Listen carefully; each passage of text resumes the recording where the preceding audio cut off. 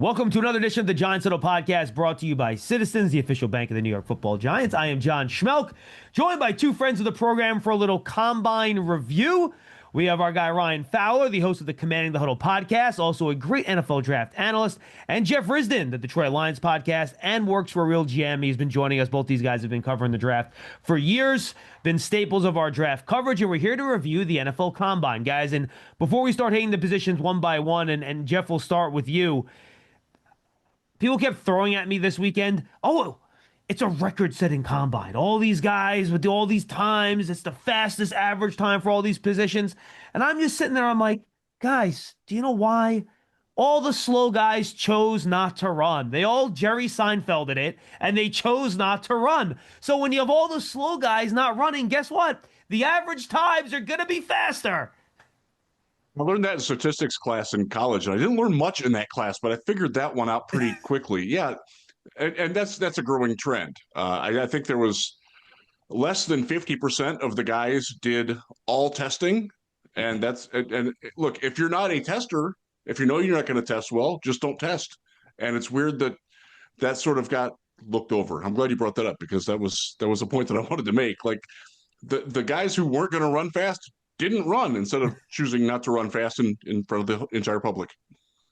Yeah, I think overall, guys, it's just really where we've really turned to the last 5 to 10 years. So many agents, so many guys that these camps work with. It's not just one or two guys you guys are hearing from now. It's so many people. Hey, like you said, Jeff, you're slow, don't run. Wait for your pro day. Maybe work in something, do a separate workout or things like that. So I agree with you, John. Everyone was like, hey, this is so fast, so fast. These guys are great. That's great. Yeah, we had a lot of good testers and each day, and it was great to see some guys showcase their talents as well. But I think overall, just again, more and more guys are not testing. It's taking a little bit away from the combine, more so even now into those pro days. But overall, I think to see moving forward, I hope we get back to the old days where you get invited to the combine, you show up, you compete, and you go to work a little bit. And by the way, Ryan, I don't think it's good advice from the agent because, quite frankly, the Indy track is fast. All these safeties are running 4.3s. Do you really think these guys are all 4.3 players? I don't think that's probably the case. And then you throw it on top of the fact that nobody does the 3-cone anymore, which I think is probably one of the most valuable drills that are out there at the NFL Combine. So throw those two things together, and I hope people start figuring this out a little bit more. Yeah, and they laid down new turf, right? Just a couple years ago, I think they laid potentially new turf down this year to put in just for these fast 40s. So, I mean, you mentioned the 3-cone drill as well. I mean, something with big boys as well. I could really care less what a big boy could run 40 yards or even the first day, right? The interior defensive lineman. If your big boys up front are running 40 yards downfield, that's not a good sign, right, for your defensive front. So more so those 10-yard splits and things like that. But overall, again, you go to the combine, we'd like to see you work out, but more and more guys are not doing that. That's the agents really in their ear. I want to see these guys compete. You never see a guy also line up in a track stance and a T-shirt and shorts in football. Maybe that's something we get away from down the line. But overall, if you're there, show up and compete. That's really where I'm at with it. Yeah, Jeff, throw in the fact that, these pro day times aren't always better now because, again, the Indy track is fast, so the pro day times aren't always better. And it gives you 2 bites of the apple, right? Like, if you have a bad day in Indy, guess what? If you recover, if a scout likes you, he's just going to throw out your combine time and use your pro day time anyway. 100%. You lose that backup plan. If you're putting all of your eggs into the pro day basket, well, what if you don't have a great pro day? Like, where's right. Especially if you weren't at the Shrine Bowl or the Senior Bowl, like everything's now riding on your pro day. And again, what if you have a bad day? What if you're still hurt? You've lost data points there. And when you're trying to come up with the best data, you need as many data points as you can. When you only have one, if it's not great, you're hurting yourself. I agree with Ryan. I think too many agents are giving too many bad advice on this. And then, by the way, what's up with the guys that do the testing but then don't do the field drills? Like, I get if you don't want to test, but then, like, why didn't Kenyon Sadiq do the tight end drills? Like, why didn't Mike Washington do the running back drills? Like, that's the stuff to me that, Jeff, I really don't understand. I don't get it either, and I don't understand like the explanations for it. Well, he wants to wait for his so you can catch a pass from a quarterback that you might not know, or like go show something, show that you can adapt, show that you can play football. That's the whole point of the combine, right? Now, in fairness, Ron, I don't think that's the whole point of the offseason. Yeah, it is. Like, I don't think teams care about this as much. Like, I don't think these guys are going to get dinged for not running or doing whatever. This is just old man screaming at clouds here because I want to see it. But I don't think this will impact the guys as long as they do put some numbers down at the pro day. Now, if they don't and they leave it up to a mystery what their numbers are, then I think teams start having some questions, even though they do have access to all the GPS data now, which does give them a baseline of which to work off of. Yeah, I think overall, guys, we could talk about three potential players on offense, headliners in this class. Are we just talking about Kenyon Sadiq? Why didn't he do positional drills after testing? I think overall, I would have liked to seen him out there. But Jeremiah Love, the 4.3 that he ran, he could have just taken off his shoes and walked out of the building. We didn't need to see him do positional drills, but he did, which was great. Or all the Texas Tech guys as well. But Mekhi Lemon, would have liked to see Mekhi Lemon run, but he did positional drills, and I thought he was okay in that aspect. So it's really either side of the sword here as far as are you going to test or you just can do positional drills. Again, it's really back to our point earlier where if you get an invite, I would like to see everybody go to the combine and compete. That's an opportunity where there's a lot of guys that were quote unquote snubs that would have loved to have been there, potentially increase their stock as some guys did, and they didn't get that opportunity. Yeah, and look, injuries are one thing. If guys are hurt and they don't think they'll put their best foot forward, I get that. But I don't think a lot of these were injury related. It was more kind of choice related as these guys move forward. All right, let's work our way backwards here, guys. We're going to start with offense, and the offensive lineman went last. There, I think the cornerstone of everything we look at here. And you mentioned this, I think, Ryan. Who cares how fast a 40-yard dash an offensive lineman can run? And I'm with you. But the 10-yard split matters a little bit, and I think the shuttles and the three cones matter a little bit. And I think for all the positions, I think the field work for the offensive lineman might actually be the most important because you see how these guys move, they change direction, how fluid they are. For me, the guy that stood out had to be Spencer Fano. Just he moved differently than everybody else, just watching him, the level of athlete that he is.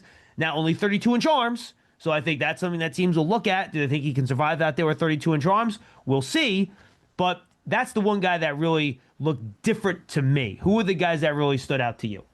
Yeah, I'd be remiss if I didn't mention Spence, right? He was outstanding, and you're right. He did move different than everybody else, and I'm glad he even took some snaps at center after his workout as far as potentially what that may be down the line. I think a couple guys in the interior group, Keelan Rutledge from Georgia Tech, I mean, their counter runs that they consistently ran at Georgia Tech, I mean, I had no issues as far as the mobility on tape, but then seeing him at the Senior Bowl and then seeing him now just in a T-shirt and shorts and his ability to slide and shuffle and mirror different body types that he's going to see up front in the NFL was really impressive. And then I just him getting after people A to B with pads on, I don't really need to go back to the tape on him. But I think one player I was very impressed with, I'm going to dive back into the tape on this week, was Evan Burnson from Northwestern. I mean, that's a program, guys, that's produced some players. Rashawn Slater, Peter Skoronski the last few years along that front five. And I thought his footwork in his lower half, I mean, if you don't have footwork at the NFL level with the big boys up front along the front five, that's just a foundation for success. If you don't have that, you're not going to succeed. Watching him move and slide and mirror, heard some good things from his camp as well as far as how he did in the interview process also. So that's someone I think in that day 3 bucket, teams looking for a rotational piece,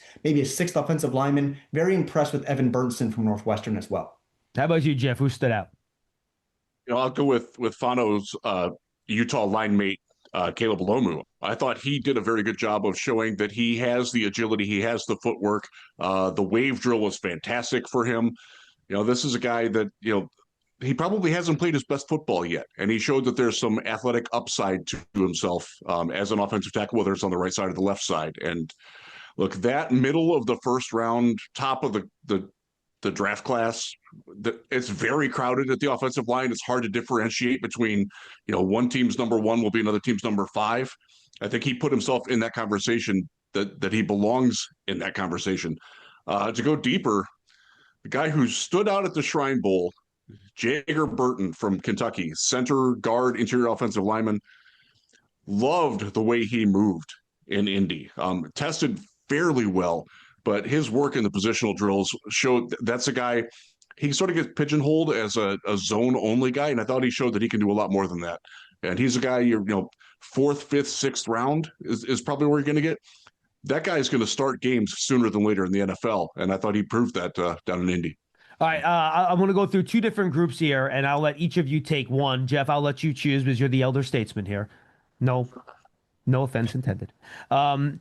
Centers, I think you're not going to have any first-round centers, but I think in the middle of this draft, top of the 4th round, end of the 3rd round, you could have a pretty decent group. And then you have the kind of that offensive tackle group towards the back end of the first round. You mentioned Lomu, he's in that mix. Monroe Freeling might go a little higher than that, but Max Ianashore, I think, is in that mix. You have Blake Miller from Clemson's in that mix.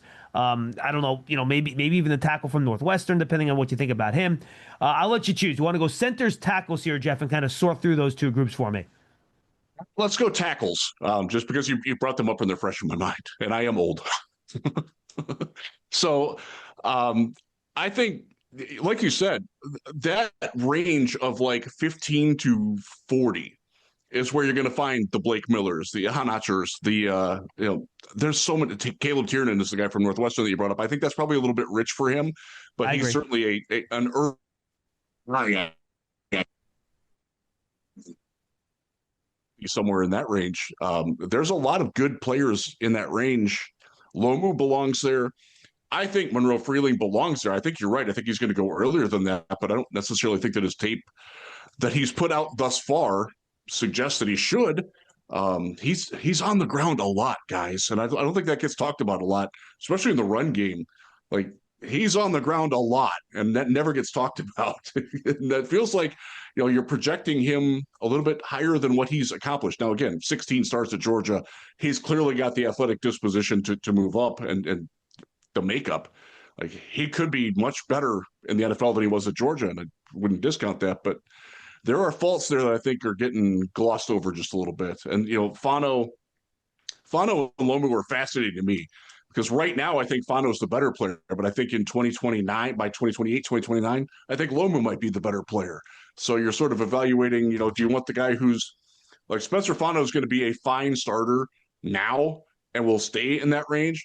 Lomu might be he might be a C now, but he might be an A in a couple of years, and that's going to test teams' draft philosophies.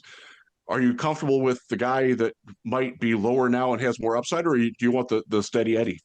Nah, it's a good question. All right, how about the centers, Ryan? Whether it's the Slaughters, the Iowa kid, there's a bunch of centers here, Coogan, that could be in that kind of middle of the draft type area.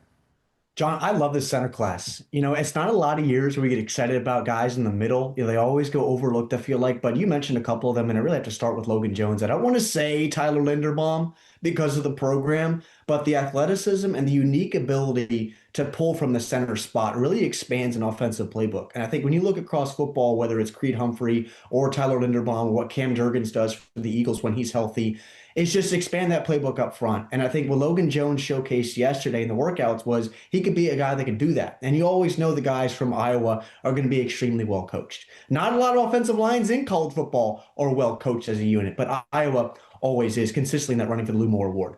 But when looking at him, looking at a guy like Sam Hecht as well from Kansas State, one of my favorite guys, late day 2. I don't know if he makes it to early day 3. He's a little bit of an awkward mover, guys, but he's very heavy in his lower half, and that's going to help him anchor against different body types at the NFL level he's going to face.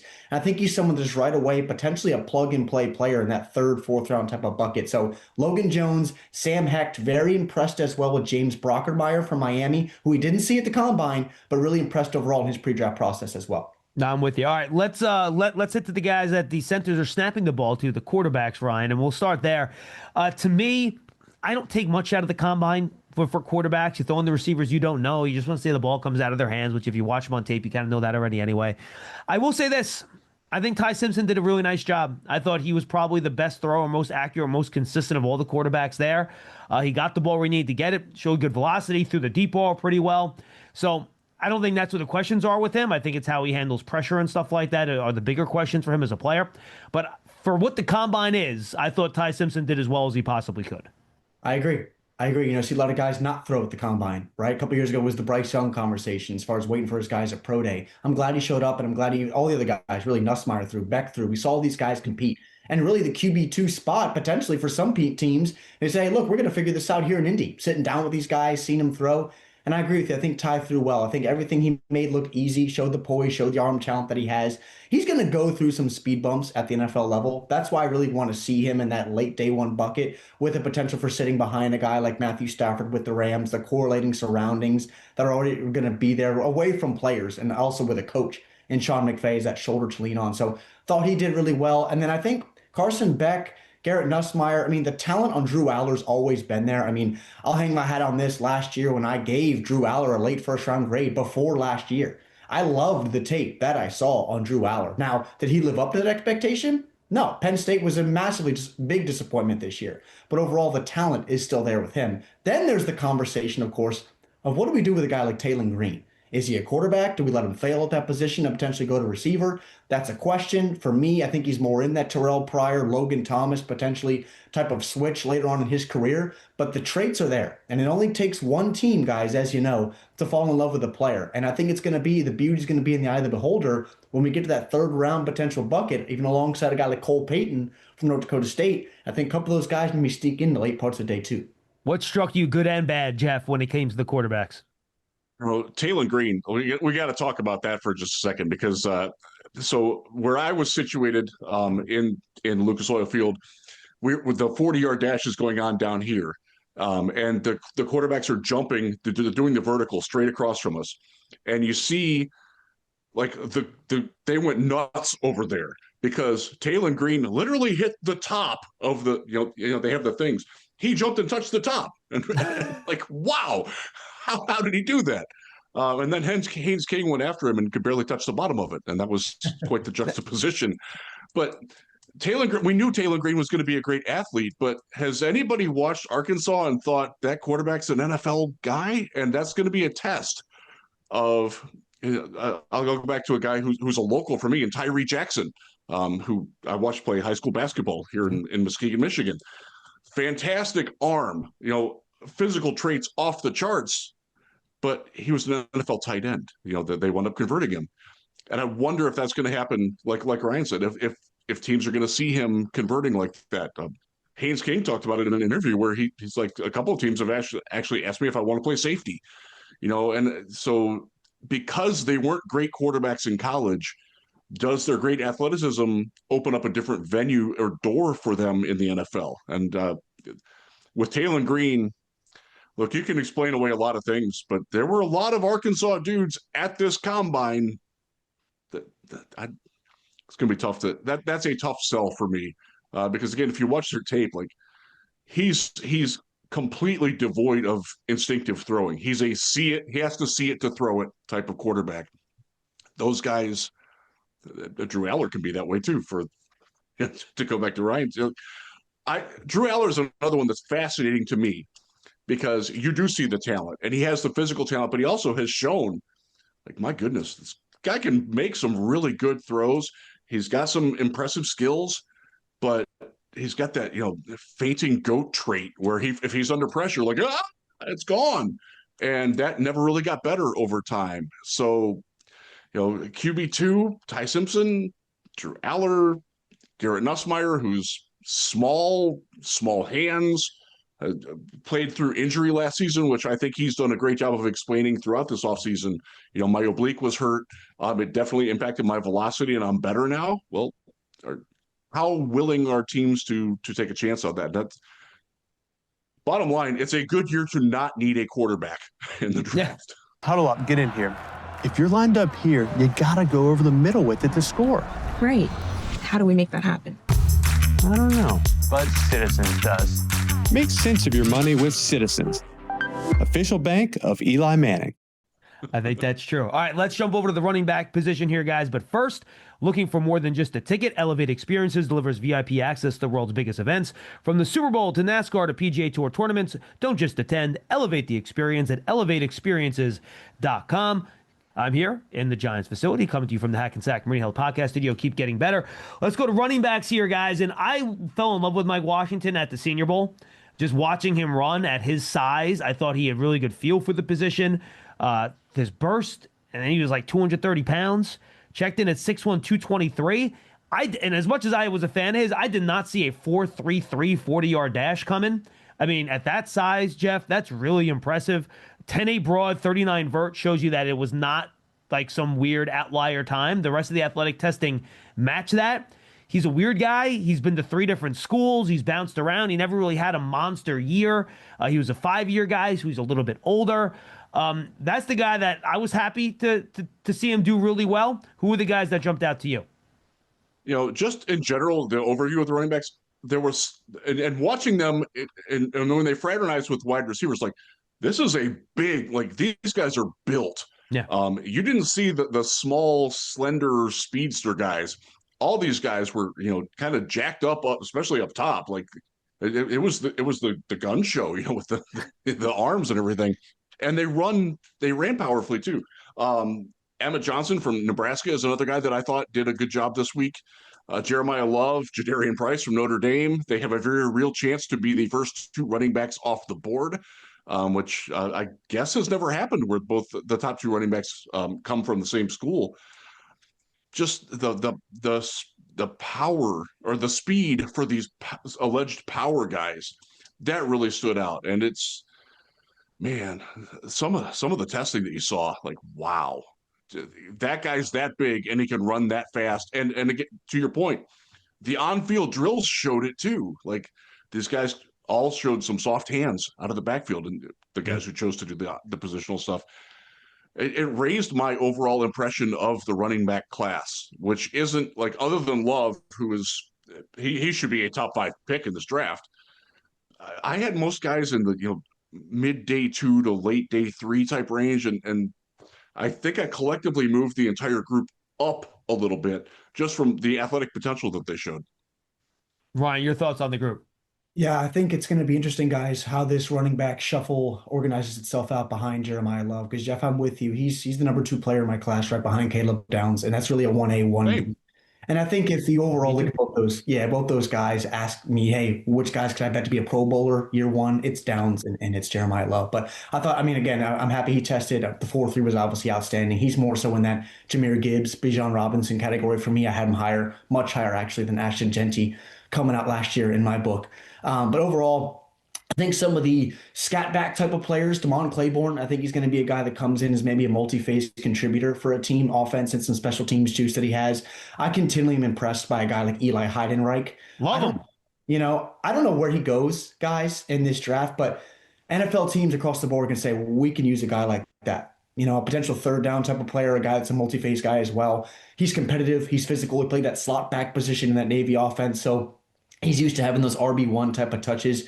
Very impressed with him. Jan Miller from Alabama. Every year we could sit here and talk about an Alabama running back. They just produce guys year after year after year. But I thought Jam, to your point, Jeff, as far as just a physically impressive kid, I thought he ran well. I thought he moved well. The vision on tape is there. He's going to be a guy, I think, that has that Peyton Barber type of build to where he can push the pile a little bit on 3rd and 2 early in his career. So there were a lot of guys in that 3rd, 4th, 5th, 6th round bucket that are going to go off. Really, every class we have guys in that bucket. But Eli Heidenreich, Damon Claiborne, Jam Miller, 3 guys for me, specifically Heidenreich from Navy, is one of my favorite players in that day 3 bucket in this class. Yeah, he was a lot of fun watching him at the Shrine Bowl. Catches the ball extremely well out of the backfield, so he could be a 3rd down weapon.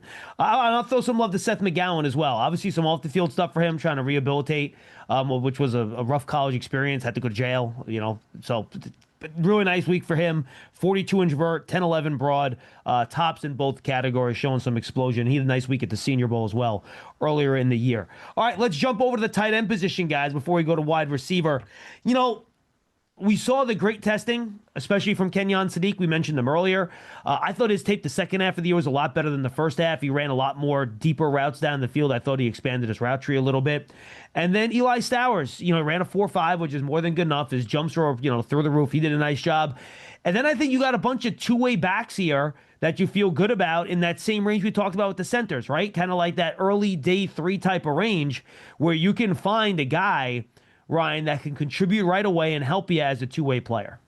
A lot of guys, right? 27 tight ends invited to that thing out Indy. There's going to be a flavor, different body types, different skill sets for everybody. I will say this, and I'm very disappointed that Michael Trigg from Baylor did not test or did not do on-field drills. For me, guys, I think he has the potential as an F weapon in this league to potentially be a top 10 tight end in football. He has all the skill set and space to be as good as Kenyon Sadiq, as good as Eli Stowers specifically in this class, in my book. I wish I could have seen him work out there in Indy. But overall, when you work back in the back of the class, Matthew Hibner, RJ Maryland, both from SMU, I thought were really nice. I think Tanner Koziel from Houston and Nate Burkacher from Texas A&M both took advantage of the process. I wanted to see a little bit more fluidity from a guy like Max Clare from Ohio State, the Purdue transfer. Want to see a little bit more there, but I still think he's a guy that's going to be a headliner in this class on day 2, along with Sam Roush, one of the premier tight ends as far as the Y players, the inline players in this class out of Stanford. So again, a lot of different body types, a lot of different skill sets in this class, but I would be remiss also if I didn't mention Josh Cuevas from Alabama. Not going to wow you as far as athletic intangibles, but just outstanding hands, maybe the best potential hands in the class in that group. And then also Jaron Kanak. I think he's more so that U tight end in an offense, that Kyle Juszczyk potential build. Former highly recruited kid at Oklahoma that was at linebacker, made his transition to the offensive side of the ball. Very athletic piece, physical player, will block his tail off for you. And I think that's a guy maybe goes late day 3, maybe carves out a role nicely for him early in his career and outplays his draft slot quickly. Who'd you like, Jeff? I'm glad you brought up Cuevas because he's a guy that doesn't get a lot of run. He was at Washington and was a receiver, a much better receiver, showed a lot more in that than he ever did at Alabama. But he's a guy, and you brought up a lot of these guys who can move around. Roush is another one. You can play him as an H-back. You can play him as an F. You can play him in line if you want to. You can split him out in the slot if you want. Like, whatever you want your tight end to do, a lot of these guys can do that. Roush tested very well. He's a guy that certainly helped himself throughout this offseason because at Stanford, again, and this is where you have to go back to the tape a little bit. How was his quarterback play? What was his usage in their offense? And you have to project a little bit that he's going to do different things in the NFL. And that's one of the reasons why the combine is so important for guys like him, because he showed that he has the athletic upside and the movement skills to do more in the NFL than he did in college, where tight ends generally aren't all that useful. I was actually disappointed in Claire a little bit because I thought he was a guy that could have really shown, and he didn't. And like Ryan said, Michael Trigg, he had a chance to really, I think he's a fantastic athlete, and his receiving skills are as good as Sadiq's, if not better. Didn't show it. Come on, man. Yeah, I was going to say, to Jeff, to your point, as far as the projection, it's really the Sam Laporta conversation. Remember from a few years ago at Iowa, to where the aerial attack for them, right, for the Hawkeyes was really non-existent. And projecting him to say, look, this guy can really play if he were to have 5 to 6 targets a game. And obviously lands in a great spot with Detroit with nice pieces around him. And now he is what he is today. No question about it. And I'll throw out 2 other guys that are my favorites on day 3. Eli Raritan out of Notre Dame, I thought, had a nice little week. I thought Lake McCree out of USC actually looked pretty smooth in his drills, too. He's also a very good blocker. So 2 guys I wanted to give some love to. Jeff, let's go to wide receiver here. A lot of guys ran, a lot of guys didn't. The guy I'll start with, and then you can take it wherever you want to go. I didn't think Cornell Taylor was going to run in the 4.3s. I did think he was going to run in the 4.4s. The 4.54 surprised me. What makes me more nervous is that he didn't do either jumps, which tells me that the jumps were not going to be good, which probably reflects the poor 40 time. And he's under 200 pounds. He was 6'2".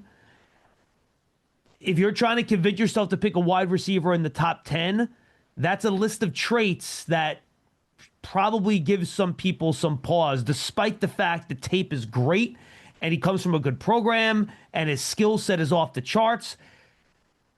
The traits part of this did not go well for Cornell Tate in Indianapolis. No, it did not. And he's a guy that you're projecting him. If you're taking him that high, you want him to be the number 1 wide receiver. And he was never that in college. That wasn't his role. That's not his fault because Ohio State is freaking loaded. But that you're asking a lot out of a team. It's a leap of faith to take a guy with his, I'll call it pedestrian build and testing. To be that. That doesn't mean you can't transcend that in the NFL. I thought just the top of, like, Mekhi Lemon not working out, that he didn't help himself by not doing that. Now, because to your point, he's not testing because he knows he's not going to test well. I think that's pretty well a given. Well, he's the guy that you've got to show that you can do some things athletically to be the position that he is, to play it the way he does. Jordan Tyson, another one. Well, I'm still injured. Okay. You're not helping yourself by telling us that, sir. You're hurt all the time. Get out there and show that you're not hurt for once. He did do some testing, but eschewed the on-field for a pro day later on. Well, by the way, Jeff, same thing. There was no testing for Casey Concepcion. There was no testing for Denzel Boston. You could argue those are the top 5 receivers in the class. Yeah, and I was disappointed at the Boston test specifically because I've been told by people who are at his workout facility that he's going to knock it out of the park when he tests. Well, here's your stage. Yeah. None of the other guys at the top are doing it. Go out and do it. And very big missed opportunity for Denzel Boston, who I do think is a first-round one of the things that I was taken aback by in Indianapolis was the NFL likes this guy a lot more than I suspected that they did, based on what I was told and gleaned from the week. And he had a chance to really cement himself, and he didn't do it. Missed opportunities, man. That sort of the whole thing. Concepcion's another one. I would have loved to have seen him run. He's electric with the ball in his hands in space. This is a prime venue to go show what you can do with that and validate it, and he didn't do it. Yeah, with KC guys, I think overall, you know, he didn't need to run a 4.3. I think people realize how fast a 4.3 is. High 4.4s potentially would have been absolutely fine for a guy like Casey Concepcion because he plays fast. I don't think there's any question about that when he has the ball in his hands. And I'm glad, again, he did on-field drills and he looked smooth as expected. But I'm with you, Jeff, as far as the Denzel Boston stuff. I'm not there with Denzel Boston. He's not a first-round player for me. And really, neither is Chris Brazzell from Tennessee. Both those guys, for me, have major separation issues against press man coverage. I don't want to have the same conversation as far as even just Tennessee with the Jalen Hyatt stuff or even the Dante Thornton stuff from last year. But I don't want to compare them just because they have the T on their helmet, but I'm seeing the same things year after year, and similar programs across the country bring in similar guys to fit what they want to do. And in this Josh Heupel offense, where he's consistently horizontal pre-snap, vertical post-snap, he stands extremely high at the line of scrimmage. Boston does the same thing at Washington. You're in the NFL, and you got guys on the outside with darn near 33 or 34-inch arms like we saw from Tacario Davis at Washington measure into the combine. They're going to get inside the contact window and force you to get off the line of scrimmage. And if you can't, you're just going to be basically exempt from the progression as far as your quarterback's perspective. So both those guys I'm not there with, and I would have loved to see more from Denzel Boston overall at the combine. But Mekhi Lemon, I think overall, a guy that I'm glad he did the positional drills. Again, I mentioned earlier, would have liked to see a little bit more just as far as the comfortability. But I think one guys that really took advantage of the on-field drills that I was unimpressed with a little bit on tape and at the Senior Bowl, John, I know you were down there, was Jacoby Lane from USC. The hands were absolutely outstanding. That's what you want to see at 6'4". Again, same concerns to me as far as getting off the line of scrimmage, extremely tall at the line of scrimmage. Want to get down and get through somebody, work around him, and vary release package. But the hands were just outstanding as far as someone to come in, wide receiver 3, wide receiver 4 for your offense. Really was impressed with Jacoby Lane at the combine. Yeah, I thought Caleb Douglas was pretty good from Texas Tech. I thought he was very smooth. Who else did I like that I thought did a nice job? Deion Burks tested out of the stadium. 42.5 inch vert, the 10-11 broad. Skylar Bell tested really well, and I actually thought the Alabama receiver Jeremy Bernard did pretty well in his testing. He's a guy that I thought was really just a possession slot guy, but I think he maybe showed a little bit more than that in terms of Ryan, what he did at the combine. He's a varied receiver, right? What he did at Washington's, what he did at Bama. He's a guy that really can do it all. He can play the Y, the Z, the X for you, potentially come in the backfield as well. Designated touches. So I agree with you. I'm right there. I thought he'd had a nice combine workout as well. But I'll say this too, all the Georgia receivers, Zachariah Branch, Colby Young, Dylan Bell, those are really your Y, X, and Z players right there. Now, Zachariah, I do think is a guy that goes early second round. He's kind of in that bucket of the Casey Concepcion type of player. But overall, Colby Young, Dylan Bell, trying to get those guys as far as, hey, I'm worthy of a pick likely in that 4th to 7th round bucket there on day 3. But all 3 of those players from Georgia did a nice job this weekend. Any day 3 guys impress you, Jeff? I don't even know if he's going to get drafted, but Caldwell from Cincinnati is a guy who tested off the charts. He doesn't have the game tape at all for it. He's got an interesting backstory, but he showed potential. And if you're going to take it, there are teams that will take athletic potential over a guy who might wind up being wide receiver 5 and playing special teams for you for 4 years. Instead, you might want that lottery ticket at the end of the draft and say, this guy might not make our team as a rookie, but he also might be wide receiver 2 or 3 by the end of his second season. And that's, I kind of think that's where he's at. 6'3", 6'4", had a 11-2 broad, 42-inch vert. And I interviewed him at the Shrine Bowl, and he told me he was going to just test off the charts. And when the guy set high expectations, it's nice to see them meet them. I'm not sure that's the smartest thing to do, but he did manage to do that when he was in Indy. Giants Huddle Podcast brought to you by Citizens, the official bank of the Giants, from game day celebrations to your everyday financial needs. Big Blue fans can get the most out of every moment with Citizens. Learn more at citizensbank.com/Giants. All right, guys, let's go to defense. Start the defensive tackles. Caleb Banks cannot finish his workout, but I thought he was pretty impressive. Otherwise, this is not like the workout warrior defensive tackle group. It's a bunch of nose tackles where I'm not sure how important the field drills are going to be for these guys, that you want to sit at 330 pounds and take on a couple of blockers. But Jeff, anybody at the defensive tackle, interior defensive line position jump out to you? Hanks definitely did, just from his testing. People that big just don't move that fast, that far. I think the way that he sustains his speed over time, like again, you're not asking if you're running more than 10 yards and you're a nose tackle, you're probably like your team's probably not very good. You've probably got some problems there. I just thought the class in general, like you said, it wasn't an overwhelming class. These are much more guys who are going to plug and play and fill a role for your team rather than dominate for your team. Unlike the last couple of years where we've seen guys, I cover the Lions. We had Tyleik Williams as a first-round pick a year ago. He probably shouldn't have gone that high, but you're dealing with potential, and you're dealing with a guy who's a hybrid 1-tech, 3-tech. I think there were a lot of guys that fall into that bucket this year. I'm blanking on names right now, but like just because they tested so early in the process, it felt like like this is one where if you felt good about a player going into the combine, you'll probably still feel good about them. If you weren't sure about a guy, they probably didn't do a lot to convince you of that either. Dante Coleone is one guy that I do want to bring up because he's aside from his name, he's fun. He's got some fun tape. I thought he helped himself throughout the combine. The interview process, I was told by a couple of people who are in with team interviews, he helped himself a lot in the interview process, and is a guy that could solidify being at the back end of day two. When he's been a guy, he started the season and you saw him in the second round in some mocks, and then he kind of disappeared. Now he's moving back up again. Your thoughts, Ryan? Yeah, I think this class is rounding out really nicely, guys, within the interior. And it's funny, some of our folks around the industry were low on Lee Hunter as far as his combine performance, but you know what you're going to get from a guy like Lee Hunter. Just turn on the tape. I don't need him to have a dynamic 10-yard split or jump out of the gym in the vert. I'm not looking for that. The tape obviously tells a picture there with Lee Hunter. So you have your guys that are those 1-techs, the Lee Hunters, Cade McDonald, Tim Keenan, Rayshawn Benny from Michigan.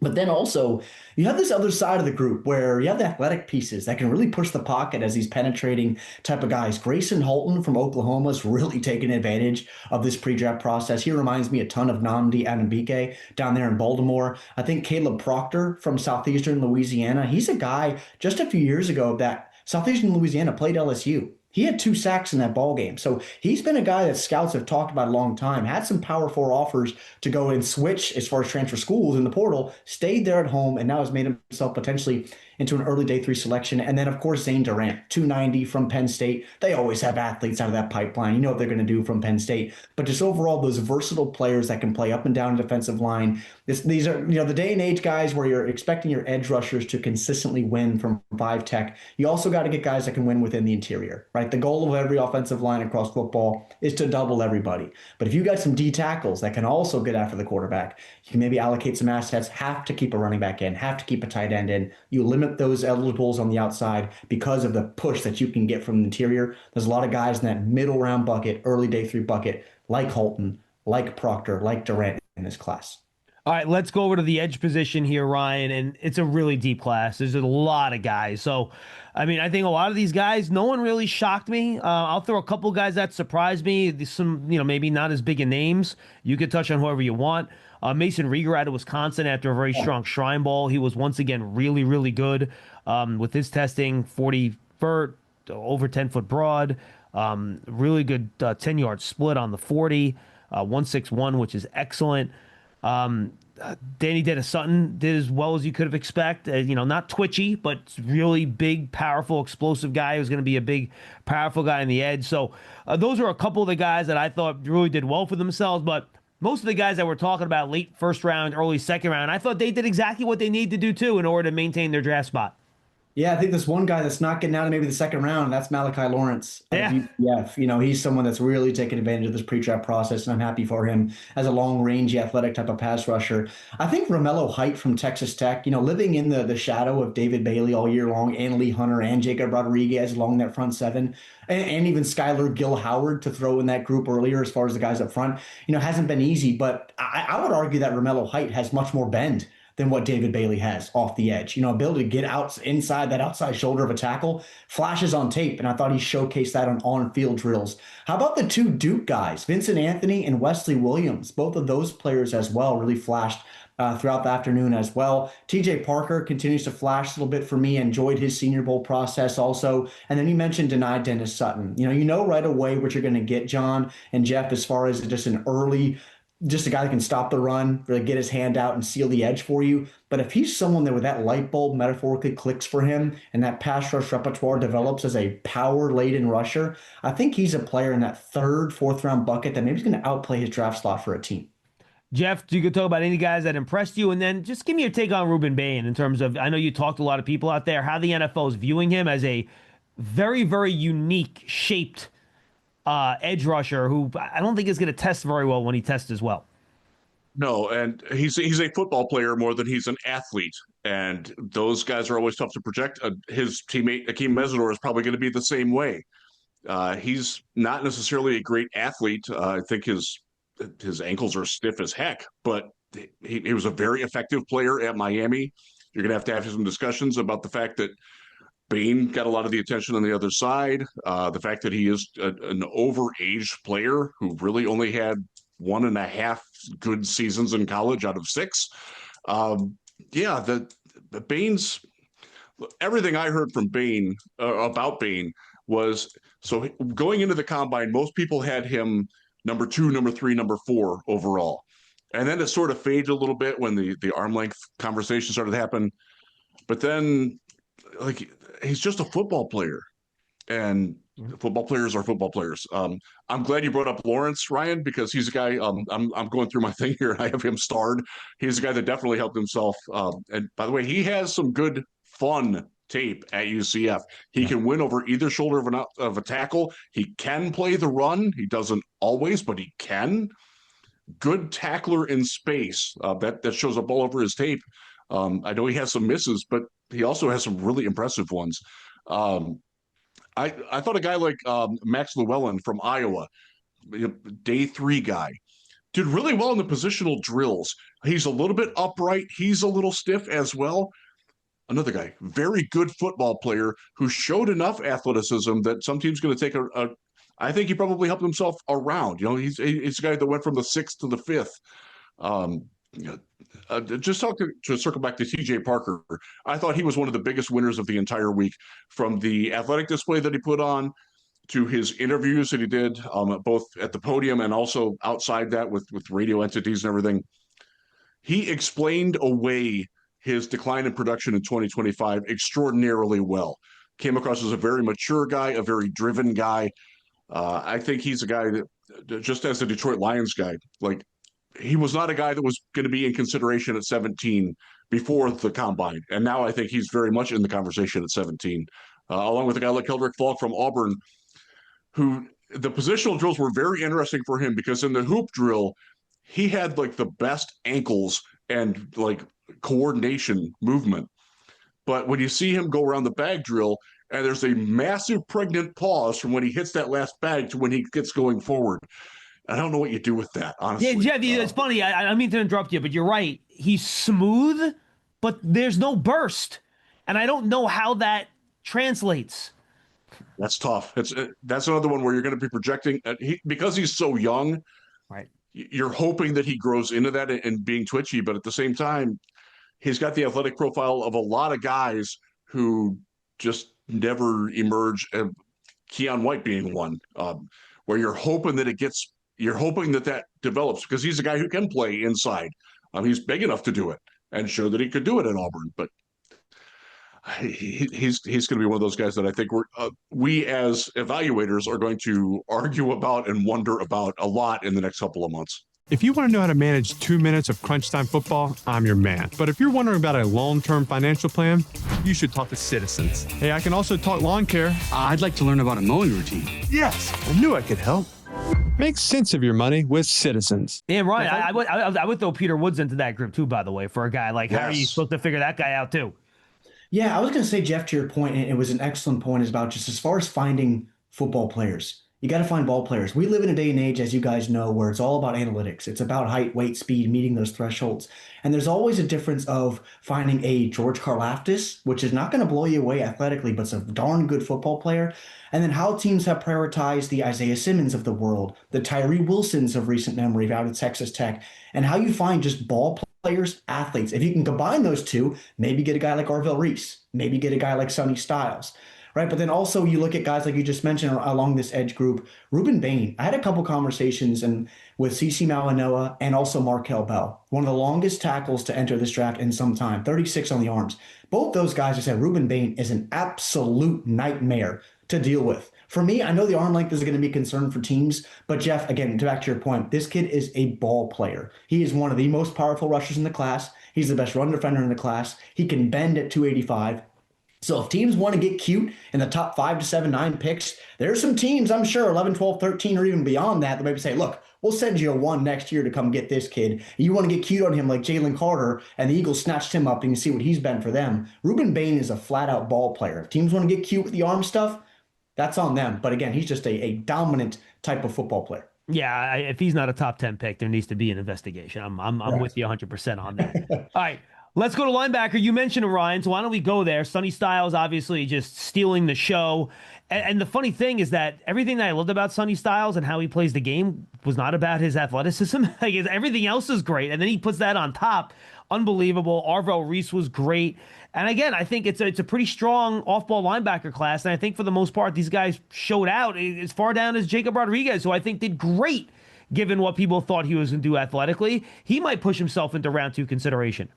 It's an elite class. It really is. You can get your early down thumpers. You can get guys who want to run around in space. I think one player I'm really still interested to see how he progresses in the pre-draft process is Kendall Daniels from Oklahoma. Big, long, physical player, really just an athlete right now. I want to see more of that football player come into his profile. But you mentioned the guys at the top. I mean, Sonny Styles is a guy that we came into this combine saying 7 to 13, 14. I think 7 is his floor right now. I think he's a guy that maybe even the potential first Ohio State guy drafted off the board. I wouldn't be surprised in late April as far as who he is as a man, who he is also as a football player, and combining that athleticism that we saw at the combine. But the guys really in that second, third, fourth round bucket, very impressed with Anthony Hill Jr., thought he increased his stock at the combine. Bryce Betcher from Oregon is just a nasty dude. I love Betcher. He's I great. do. He's just, we mentioned ball players earlier. That's a guy who just wants to get downhill and take your lunch money a little bit and let you know about it. He's going to be a multi-phase contributor as far as defense and special teams. How about the TCU guys? Caleb Elarms-Orr and Nnamdi Obiizer as well, I thought had a really nice combine. So all 3 days, and guys, and even into that UDFA bucket,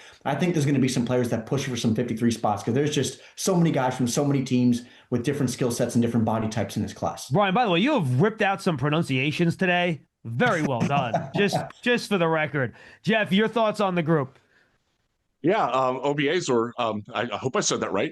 Definitely stood out for his workout. And you go back and we'll get to Bud Clark in a bit, but I'm a massive fan of his. But watching the guys in front of him, like, hey, these guys can play a little bit too.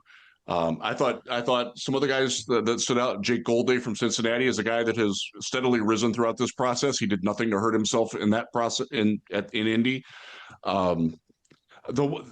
Just to go back to the Ohio State discussion with Styles and Reese, I think it gets lost on folks that Sonny Styles was a safety. Yep. He's freakishly long.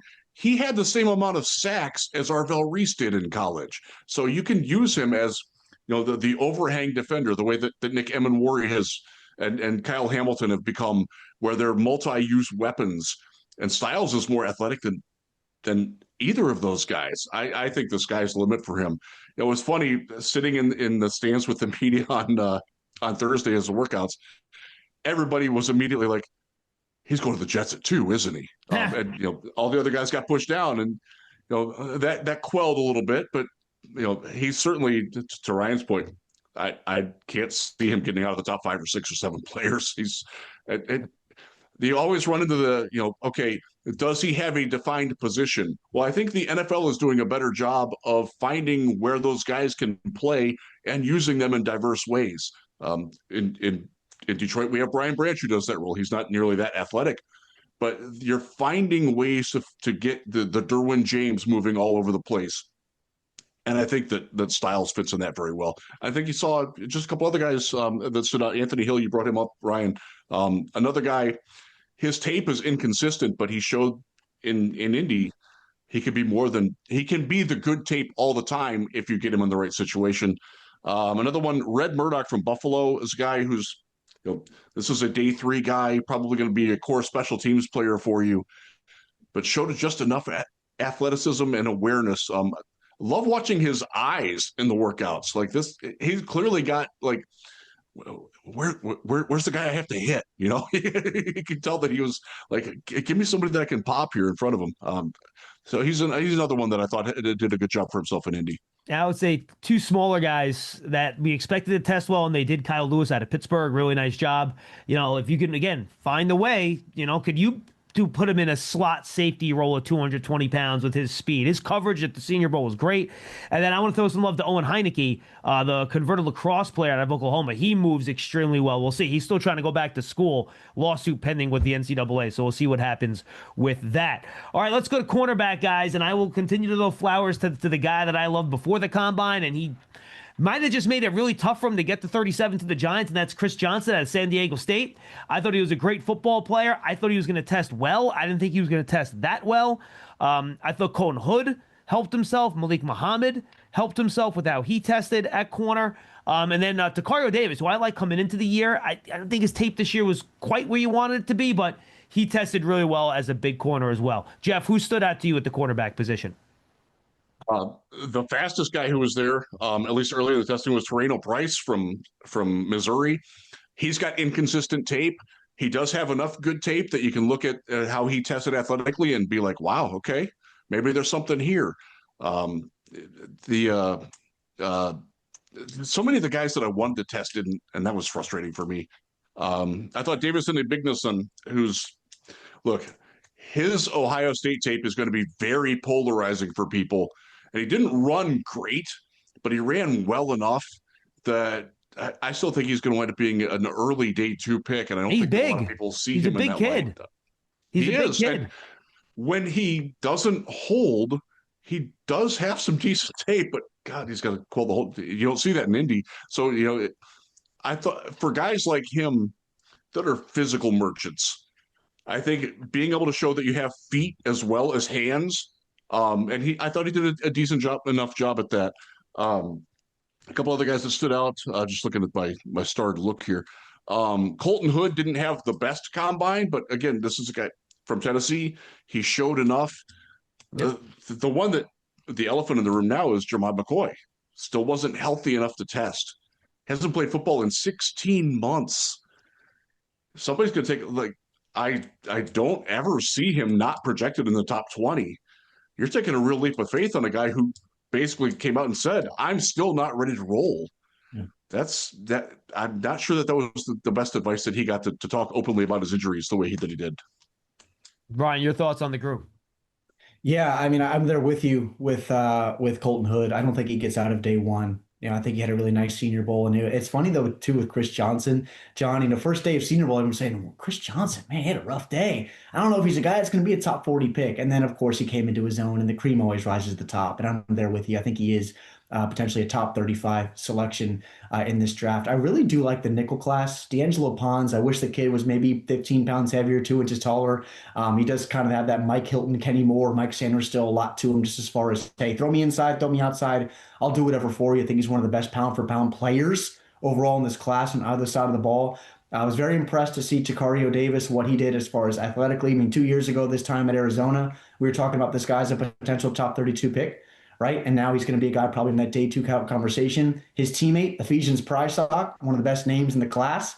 Also a guy that ran really well, tested really well, looked good in on-field drills. Another guy I'm going to go back in the tape on. Jaden Kennedy from Oregon. I know he had a good Shrine Bowl week, looked good on tape. That's someone late day 3 bucket as well that showcased. And then you mentioned Malik Muhammad. John, I think he's someone that did a really nice job. He can play inside out. You always know what you're going to get as far as Texas defenders playing downhill. You saw that last year at Andrew Makuba. So Malik Muhammad, day 2 player, I think, in that 3rd round bucket. Going to be a nice nickel player for somebody. All right, guys, final group. This has gone longer than I thought. I appreciate you guys being patient with me here. Let's go to the safety spot. And this was a legitimately really fast group. And I like Dylan Thieneman coming in, but I was not expecting a 4.35 out of him. Considering how he plays the game from a mental perspective, I think that will certainly help him. Who else from the safety group really jumped out at you there, Ryan? Arizona guys, Traden Stukes, Genesis Smith. I know, Jeff, you mentioned Bud Clark earlier, so I'll let you talk about Bud. I love him too, one of the premier ball hawks in the class. But really Genesis Smith and Traden Stukes. Stooks for me. Trayden's an interesting player. I don't know exactly where he's going to fall, guys, in this class as far as is he a safety? Is he a low post defender? Is he going to be a big slot? I just think for that versatility, though, if he falls in the right defense, I think he's someone that's just going to be a heck of a ball player. So, you mentioned Dylan Thineman again. Trayden Stooks, though, for me in this class, really good ball player. Isaiah Nakwobia from SMU is a player I'm interested to see where he also falls in this class. SMU always has ball players, along with Ahmad Moses from that defense also. So all those players as well at the safety position just really stood out to me at the combine this week. Jeff? Bud Clark from TCU is a guy that I have been championing for a long time. Did nothing to hurt himself here. I did want to bring up one cornerback that I did omit. Avion Terrell, I thought, had a very nice week for himself, too, as a guy who solidified himself as a first-round pick and came in bigger than expected. And that doesn't happen often with corners. So I wanted to give him a quick shout. I love Genesis Smith as an over-the-top type safety, and I think he's shown everything that he needed to do to be that. If you ask him to tackle, as a friend of mine said, if you're asking your free safety who plays the way Genesis Smith does to make more than 50 tackles in the season, you're probably not going to last long as a coaching entity. But man, he's got a lot of fun tape. And Stooks, I'm with you. I don't know where to play him, but I want to find where to play him. He does have some injury issues that concern me a little bit. And as John knows from doing this over the years, I'm much more skittish on injuries than most people in our profession. So that scares me a little bit, but he certainly had a good week. Some of the other safeties, I'm looking at my notes here. Kilgore, I thought, had a really good week, too. Got to bring up Toledo, McNeil Warren. Yeah. He's bigger than we thought he was. That's a top 20 pick. The way he moves, the tape that he has at Toledo, a Toledo school that, by the way, consistently cranks out good defensive backs. I thought he did a great job of solidifying himself as a guy who's going to be gone well before the end of the first round. And their cornerback that was there, I think it's Fuller, had a good time as well. Yeah. All right, guys. Yeah, go ahead, Brian. I'm sorry. Yeah, real quick, just one guy, Cole Wisniewski, I would have liked to seen. Me too. North Dakota State transfer to Texas Tech. Another guy right from Texas Tech, but Cole Wisniewski is going to be a nice player for somebody on day 3. I thought he was very good at the Shrine Bowl watching him down there, so I was surprised he didn't get an invite. All right, final question, guys. We're on a Giants podcast, so I got to ask you, what should be the Giants' thought process here at number 5? Is I'm sitting here telling fans, all right, you should be thinking about either a safety, an off-ball linebacker, or a running back, or a hybrid off-ball linebacker edge player, which isn't usually what you're looking at 5. Am I missing something? Or, Ryan, is that what you're thinking too? I'm thinking Sonny Styles is the guy right now that my focus would be on if I'm Giants brass. You look back to the history of John Harbaugh with a Ray Lewis type, a Roquan Smith type. Get a guy in the middle of your defense that can be a green dot for the next 10 plus years. I think if I'm the Giants right now, my focus is on Sonny Styles. How about you, Jeff? Go wrong with Caleb Downs there either if Sonny Styles is off the board. Downs not an elite athlete, but he's darn good enough at everything, and he might be the smartest and highest football IQ player in this draft. He's the number 1 player on the board for me. If you can get him at number 5, he solves a lot of problems. And you can deploy him in a lot of different ways. Like Ryan just said, you've got a defensive coach who knows how to use premium safeties well and diversely. You can't go wrong with either Ohio State guy. And if they're both gone, Arvell Reese makes a lot of sense too. It's true. All right, guys. Ryan, let's start with you. Where can everybody find your great work? Absolutely. Yeah, my podcast, Commanding the Huddle, 2 times a week. Interview series is also starting up with about 50 prospects or so, or potentially even more this year. Lots of guys to know. That's on Commanding the Huddle, all podcast platforms. And you can find me on X as well at _Ryan Fowler. How about you, Jeff? I know you said you had about a dozen, so pick and choose. You can find... I'm back at Real GM. I had been there since 2004 covering the NFL draft. They welcomed me back recently, and I'm very happy to be back there. So footballrealgm.com. I am the co-host of the Detroit Lions podcast. I do a daily podcast there, which is a lot of fun. We tend to skew it Lions, but we do a prospect of the day, and it's more general vague. You can also find me at The Big Lead, CFB on SI. I recently started writing all of those places. And if you're ever in the West Michigan area, I'm on the radio a lot on 96.1 The Game in the afternoon. Fill-in host and frequent contributor in studio there too as well. Gentlemen, enjoy the rest of the process. Have fun. It should be a lot of fun. Thanks for having us, John. Thanks, Sean. All right, that's the Giants Huddle Podcast brought to you by Citizens, the official bank of the Giants. For our two guests, I am John Schmeelk. We'll see you next time from the Hackensack Meridian Health Podcast studio. Keep getting better.